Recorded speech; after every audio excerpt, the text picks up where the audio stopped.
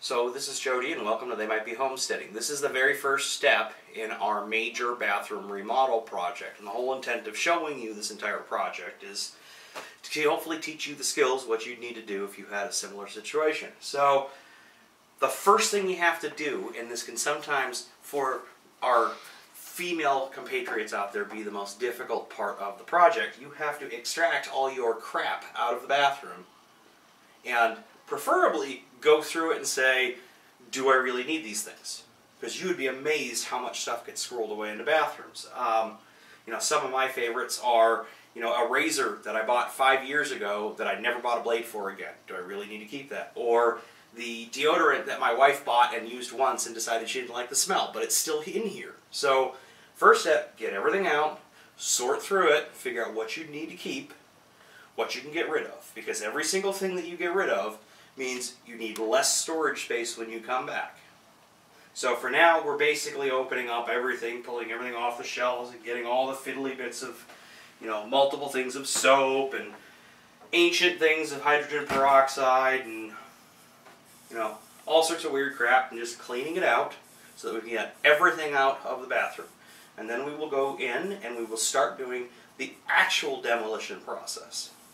Alright, so now that we've got the room cleaned out, basically everything that was in here, all the junk is out, we're ready to start doing the demolition. Now, my favorite is I think they're Lowe's commercials that shows the couple with the sledgehammers blasting through walls as part of their remodeling process. Well, if you were to do that in real life, you'd make a big frickin' mess. You'd probably bust pipes, and you'd probably electrocute yourself. Keep in mind that since we're taking this down to the studs, down on the walls, there's electricity behind here. You can tell that by the lights. There's water in these walls. So, I am a big fan of going slowly. The other thing about that is, a lot of these things can be reused, if not by you, by someone else. This is a nice big mirror. We're not going to reuse it. There's no reason I should shatter it. The medicine cabinet is not something we're going to reuse. Maybe somebody else can find a use for it. The vanity and the cabinets are most likely going to be crumbling when they come apart because of age and water damage. And a toilet could be reused by someone if they really wanted it. So, number one first thing to do when you're working in a bathroom is shut off the water. So you can't shut off the water supply to your shower. However, your sink and your toilet both have supplies. The toilet has a single supply, which is cold water only. And the way you validate that you've shut this off correctly is flush the toilet. Because you need to get the water out of it anyways. If you do not hear it refilling, then the water's turned off. Underneath the sink, oh, that's interesting. Underneath the sink, you're going to have two shutoffs, because the sink is supplied with hot water and cold water. And once those are shut off, you validate that by turning on the faucet. No water means it's shut off. So, you're at least in no immediate problem of soaking yourself with everything. So, the other thing that I want to mention is when you're working in a house, particularly if you haven't lived in a house the whole time, you didn't build it the first time, you don't know what materials things are made of. You're going to be making a mess. You want to be protected. So you need proper shoes. It never ceases to amaze me the number of people that wear stupid footwear while they're trying to do a real project. Gloves. Goggles. So first things first, what you want to do is pull all the salvageable materials out of the room, and you're going to have to do a little work to protect them. So, I'm going to need to take the gloves off for the taping. So when you remove a mirror,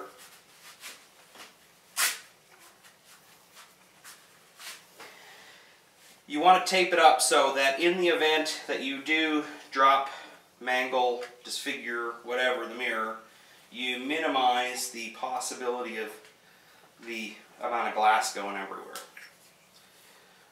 Another good thing to do is if you're not certain how well beveled the edges are, you run tape around them once it's off. But this is no different than setting up for hurricane season.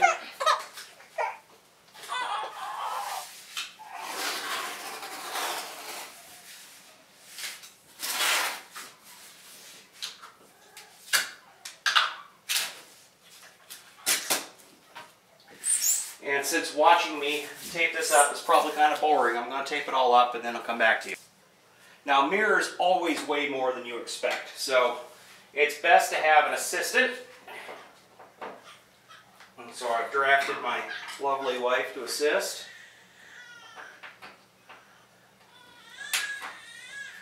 Mirrors like these are generally held in with 2 cleats on the top and 2 seats on the bottom. So they're very, very simple setups. Basically, you take the cleat off the top. Depending on how many times the place has been painted, it may not want to come off easily.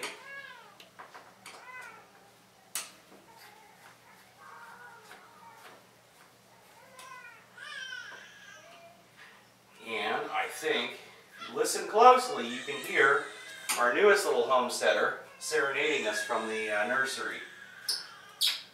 She's just a little over a month in and is starting to realize that, hey, Daddy and Mommy are trying to do something, so I shall cry. Because we can't have them accomplish anything. The other thing about old painted surfaces is that the mirrors tend to get stuck around the edges, and you want to be extraordinarily careful prying them away. Because too much force in one spot, and you'll shatter the mirror.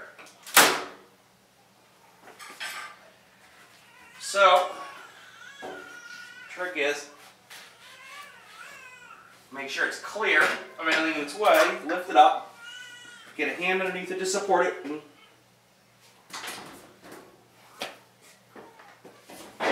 then thanks to the tightness of this bathroom, turn and wiggle your way out.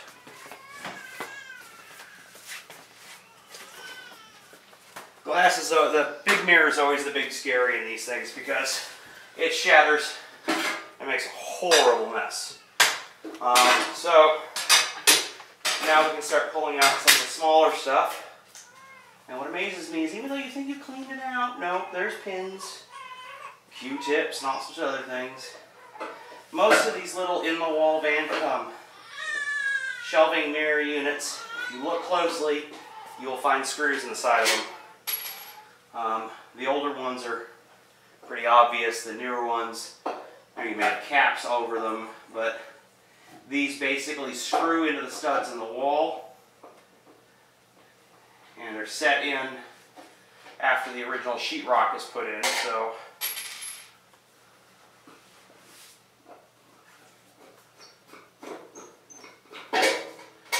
now the nice thing about this is you don't need a tremendous amount of tools for this.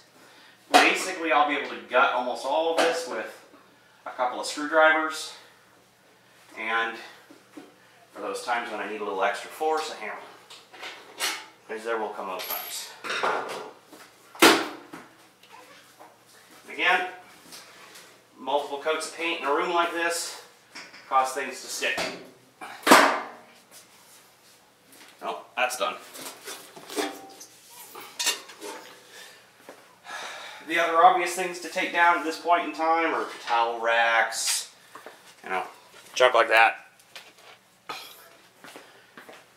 Basically, anything that's real easy to get out of the way, and get a nice view of the interior, the concrete of the exterior of my house. One of the things that I recommend when you're removing things like towel racks, you're going to wind up with 5 or 6 pieces. So grab a supermarket shopping bag, put all the loose stuff in there. That way it keeps it all together. One of the ways you can help fund your remodels or repairs is take all the salvageable stuff and either have a yard sale, or if it's of older or more interesting quality, you can take it to a salvage building supply that specializes in old or antique stuff.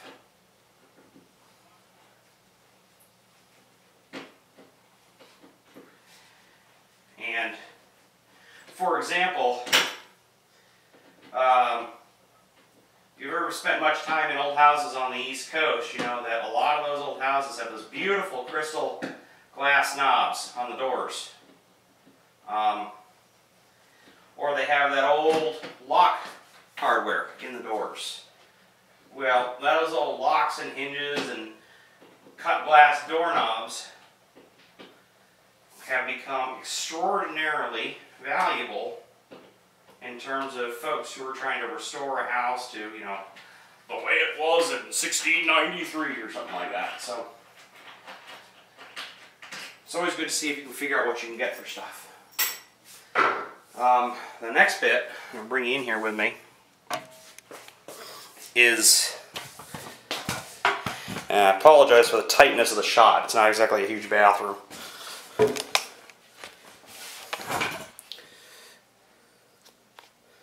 So this is the shower surround, and I truly dislike these things. I never liked the slidey glass jobbers, but the truth of the matter is, in a small bathroom, that's basically all you've got. And normally when these are installed, I'm looking for the bits that hold it in. There are screws into the walls and the sides, and the top and the bottom should just press into place and be cocked into location. So in theory, yep, so the top of this just lifts right off, and what you want to do is to try to lift out the glass doors so that they don't leap out at you and shatter or what have you.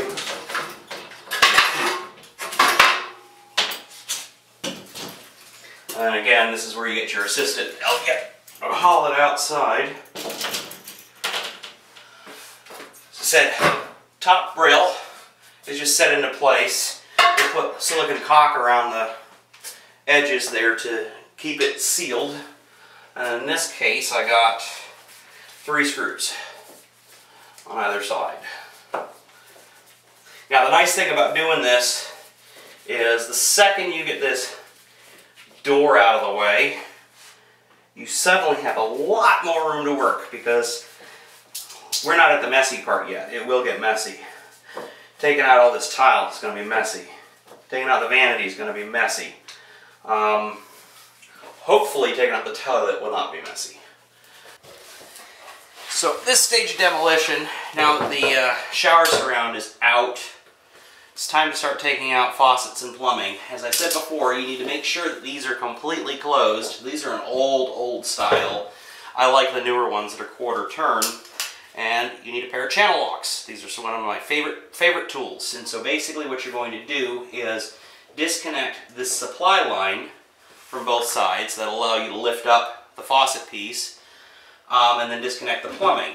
Now, if you're watching this video and you want to learn you're learning how to just replace a faucet, what we're doing is, as I said, we're shutting this off, we're disconnecting the lines, and then that way we will have the water supply disconnected from the faucet.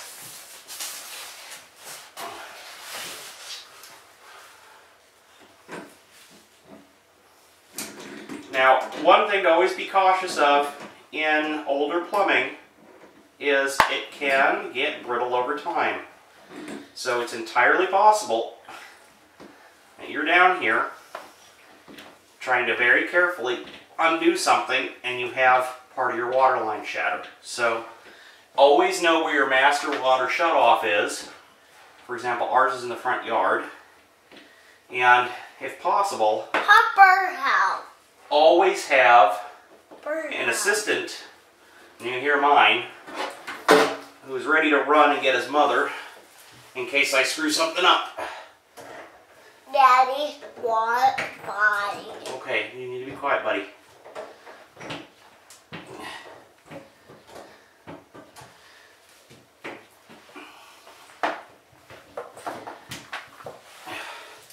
You can see that this particular side was mounted very, very well. It's nice and stable and doesn't wiggle at all or move when I apply a wrench to it.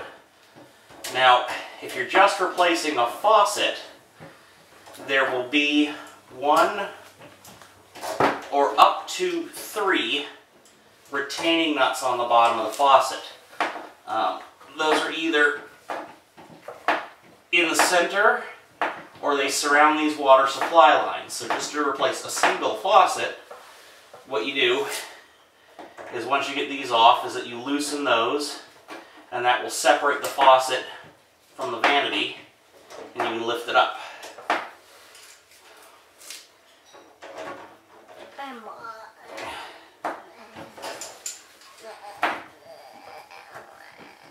Okay, there we go. And, you know, since this vanity isn't staying, I'm not really so worried about spilling water on the floor. If I were keeping this vanity, I would obviously take care of it. The plunger is connected to the drain pipe via a rod. It's held in place by this spring clip. So to get it off, you just compress the clip and slide it off. It's very easy. And the next thing you need to do is disconnect the drain. Now, try not to take the P-trap out immediately because there's nasty guck and stuff in there. So all you want to do is undo that, and a good thump or two should get it loose. And at this stage of the game, we're ready to remove the vanity top. Now, in a lot of more modern vanities, you will have screws underneath here or some sort of clamp that holds it in place. This one does not have any of that. These ones were mortared in place and glued to the wall. So basically it's time to just pry it up and yank it out. And this thing is, from doing the other bathroom, horribly, horribly heavy. So I'm going to turn the camera off and get all the, you know, expensive equipment out of the way before I accidentally break something. So the old builder's grade cabinet, once we got the vanity out, it's basically rubbish. I mean, it's builder's grade from the late 70s, so there simply is nothing worth rescuing in it. But what I wanted to show you is we have a whole bunch of plumbing in this wall, and we are not ready to start messing with this plumbing, because if we're going to replace these, that means we have to shut off water to the entire house, and you know, that's just, it adds a level of complexity. So what I've done is I've popped loose the board here, and what we're going to do is finally get out some power tools, Sawzall in this case, to trim it away from the existing plumbing so that we don't accidentally, you know, set off a geyser in the bathroom. Now the nice thing is for once, you know, crappy material,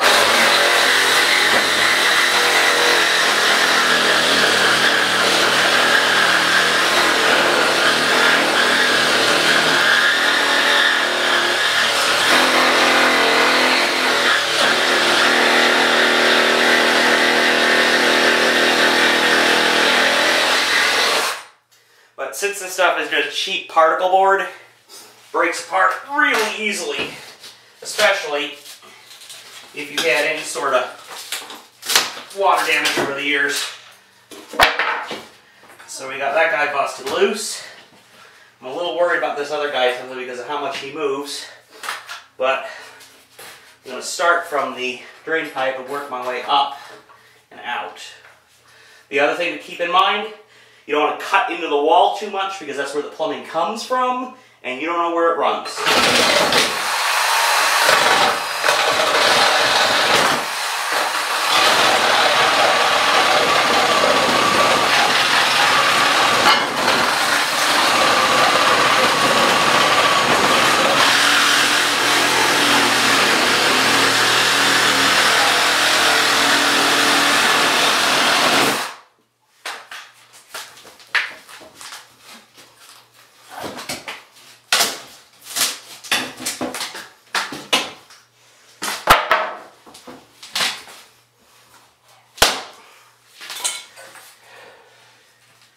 And then lastly, we're going to come down to the other water line.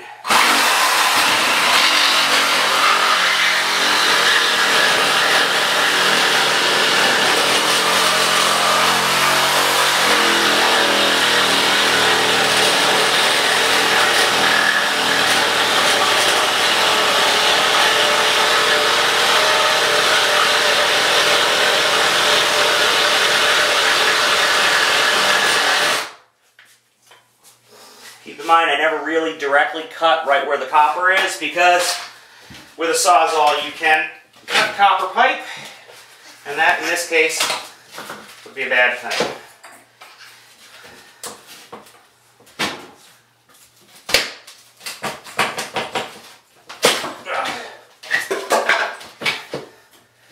And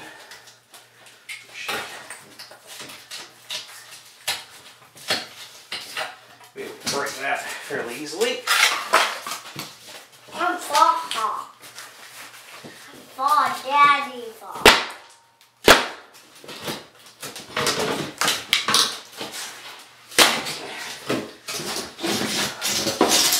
So there we go. The old vanity is up. So what I recommend at this stage is clean up because it's going to get even messier. Now, in a more traditional demolition, at this stage of the game, we'd actually be taking out the toilet and a number of the other things. But in this particular case, the ceiling has to be removed. And above this ceiling is cellulose insulation, basically shredded newspaper. And it makes an incredible mess. And I don't necessarily want it getting down the pipes of the toilet, nor do I want it getting into the rest of the house, which can happen if I've got more of the walls taken out. So I've used my blue planter's tape to seal the door. That'll keep it from getting out into the room. I've got a window that I can open for ventilation. And basically what I'm going to do is I'm going to tear the ceiling down. And when I do, 30 some odd years of dust, debris, newspaper, and crap's going to fall on my head. And that's why we're basically doing this at this step. And that'll allow us to make the most of cleaning time, because I've got teenagers that I can force to clean up after me, so they will deal with the dirt while I go do something else. But, and this is definitely where goggles and such are well worth it.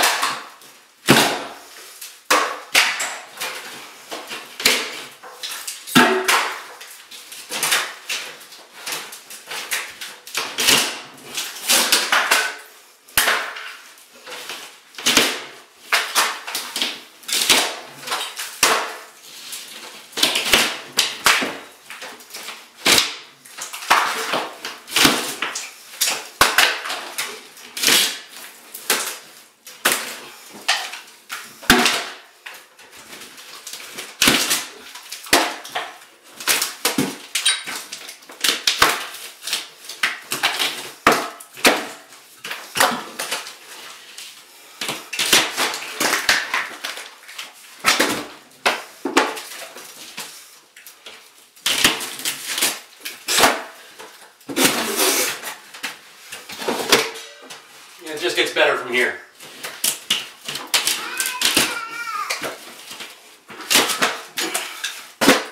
Turn it off before I damage the camera.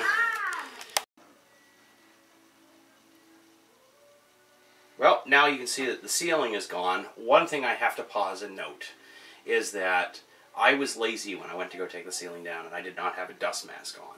I had already taped shut the door, I was ready to video, all that stuff, and I didn't get one, didn't put one on, paid the price for it. So I didn't follow my own safety rules, and I know what I'm doing. So basically, always follow every safety precaution possible. Now, the ceiling's down, we need to take the walls out. The first thing you have to do with the walls is move the shower surround. So over here, I've already taken out one full wall, so you can see that basically it's just on top of the existing sheetrock. The other thing to note is if you look at the bottom, you can see exactly where the shower surround failed right in here. The original lip on the design on these only came up about 3 inches.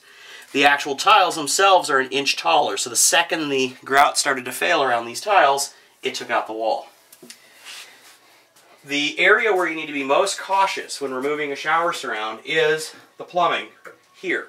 The reason for that is unless you've turned your water off at the street, there's no way to disable this. So what I do is I come in with a very small pry bar and a hammer and basically take out the tiles around those two items. And that way, when I'm removing the rest of this, I'm less likely to bust a pipe. You still need to remove this. This is what in older installations they use to mount the tile to the wall. Backer board is generally what it's referred to, or hardy board. This is old technology. We're going to replace this with new technology, which is a sheathing, a fabric sheathing product. But basically, as you're removing this, if you do this correctly, you can remove the huge hunks of the backer board with the tile intact. If not, you're popping the tiles, then removing the backer board. Again, when you're taking the backer board and the sheetrock out here, you want to be very cautious around this pipe and around this faucet. Because basically the way most wall systems run is from here straight up, there's a pipe, and coming into here, these are generally 4 ways. So you'll have a water pipe running that way, and a water pipe running that way, and if this were a bathtub, you'd have a 4th pipe running vertically downward. So you want to be very careful going behind this wall, which we call a wet wall.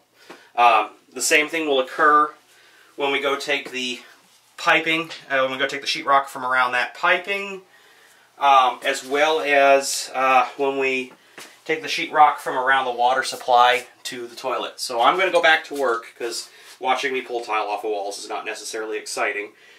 We're going to strip all of this down. We're going to strip off the sheetrock. One other interesting finding while I was in here, this is where our original medicine cabinet was. There was nothing behind it. So you see all this bare concrete? Basically, this part of the house was uninsulated and has been uninsulated since it was built in '78. So this was creating a hot spot in our bathroom, and we weren't even aware of why. This is one of the nice things about doing home remodeling is you find a lot of shortcuts that were taken, and you have the opportunity to fix them. This is also a lesson in why you don't take shortcuts. This has raised the heating costs and cooling costs of this particular house for the past 30+ years. So, as I said, I'm going to go back to removing sheetrock and the tile surround. One other thing I want to mention, when you get to where you have switches or electrical outlets, take the cover plate off. There will always be a little bit of a gap on the top and the bottom to give you an idea of which way the cords, the cables, are running out of it. And that way you'll know where to be cautious when you start removing the wall. Because the last thing you want to do is take your hammer and go smashing through and engage a live electrical wire. If at all possible, you want to shut the electric off to this room and just have a spotlight somewhere so that when you do go into the walls and you are messing around with electrical stuff, there is no chance of you accidentally electrocuting yourself. So I'm going to get this done, and then we'll talk about, once I get all of this out, we'll talk about the next steps.